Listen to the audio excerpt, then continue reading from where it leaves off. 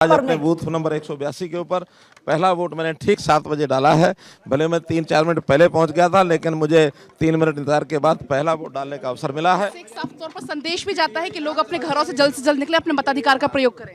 मेरा सब प्रदेशवासियों से ये निवेदन है, अपील है कि जल्दी से जल्दी अपना वोट डाल करके, और कामकाज वाले जो लोग हैं, हमारे व्यापारी भाई हैं, हमारे दुकानदार भाई हैं, हमारे छोटे मोटे काम करने वाले सब लोग हैं, वो वोट डालने के बाद ही अपने काम पर जाएं।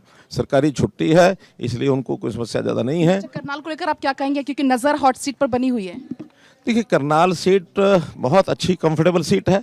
लगातार मैं आज यहाँ का, क्योंकि 3 चुनाव तो स्वयं में लड़ा हूँ, 2 विधानसभा के, 1 लोकसभा का, और आज हमारे साथी जगमोहन आनंद यहाँ से चुनाव लड़ रहे हैं। और मैं जहाँ तक करनाल की स्थिति है, करनाल क्या बल्कि पूरी लोकसभा की, हम 9 की 9 विधानसभा की सीटें जीतेंगे, ऐसा मेरा विश्वास। करनाल से आपने चुनाव लड़ा, आप सीएम बने, नायब सिंह सैनी ने चुनाव लड़ा, वो सीएम बने, और अब जगमोहन आनंद की बारी। देखिए, जगमोहन आनंद हमारे बहुत अच्छे कार्यकर्ता हैं और जरूर उनको उचित योग्य स्थान कांग्रेस की आश्वस्त का कांग्रेस के घर में जितनी निराशा है, जितना उनके यहाँ अफरा तफरी मची हुई है, उसका आपको पता है कि नहीं पता, मुझे पूरा पता है। पूरी अफरा तफरी मची है, निराशा है। कुमारी शैलजा जी और हुडा जी के बीच में जो तनाव है, लेकिन वो कह रहे कि फिलहाल ऐसा कुछ भी नहीं। मैं कहता हूँ वो तो आपने भी सुन लिया, मैंने भी सुन लिया। जो उनका तनाव है वो जगजाहिर है, जो बाहर आता है, और इसका मैसेज केवल 2 नेताओं का नहीं है, जनता में भी उसका मैसेज है। जनता में भी बहुत बड़ी निराशा कांग्रेस को लेकर के बनी हुई है। देखिए, मेरी कोई कोशिश नहीं है, मैंने तो अपनी एक ऑफर दी हुई है कि भाई कोई भी आता उसके लिए यानी द्वार खुला है। और भाई, जहाँ तक अशोक तंवर का विषय है, अब ये आयाराम गयाराम की जो लोकोक्ति है, वो उन्होंने हालांकि बहुत समय से रुकी हुई थी, उन्होंने इसको फिर उजागर किया है। और ये जो कुछ किया है, इसके पीछे की कहानी क्या है, अनुमान लगाए जा सकते हैं, कुछ निश्चित नहीं कहा जा सकता।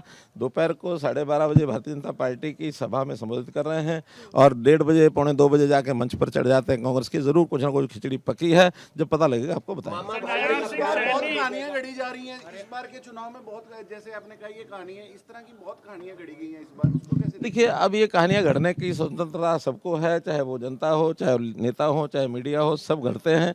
और ये कोई नई बात नहीं है। हाँ, जनता के मन में क्या है ये बात सब जानते हैं, आप जानते हैं, हम जानते हैं, जनता भी जानती है। 8 तारीख को सायंकाल तक, दोपहर तक ही इसका सारा परिणाम सामने निकलेगा, तो आपको पता लगेगा।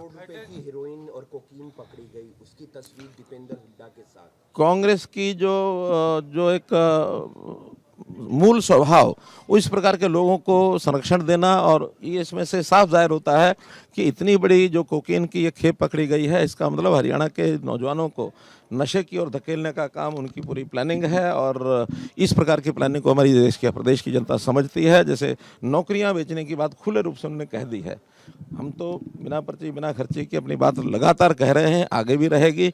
और गांव के लोगों के सिर चढ़ के ये जादू बोल रहा है, लेकिन वो बाज नहीं आए हैं। जैसे पहले करते थे, वैसी नौकरियों को बेचने का काम आज भी वो करने के लिए तैयार हैं कि हम आएंगे तो नौकरी बेचेंगे। लेकिन अगली बात यह है कि ना नौमण तेल होगा, ना राधा नाचेगी, उनको आने का कोई विषय नहीं है।